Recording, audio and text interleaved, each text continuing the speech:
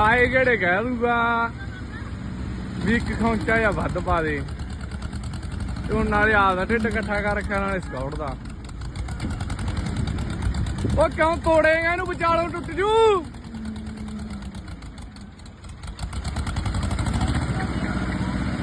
ਕਿੱਡਾ ਕਸਾਈ ਆ, ਕਿਹੜੇ ਲੋਟ ਜ਼ੋਰ ਲਵਾਉਂਦਾ ਟਰੈਕਟਰ ਦਾ।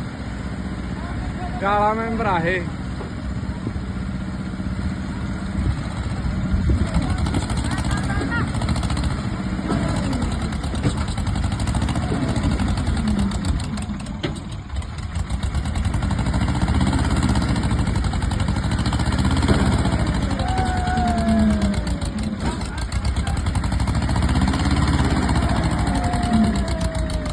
ਹੋਰ ਪਵਾ ਲੈ ਇੱਕ ਖੌਂਚਾ ਜਾ, ਜੇ ਕੋਈ ਕਾਸਰ ਰਹੇਗੀ ਤਾਂ।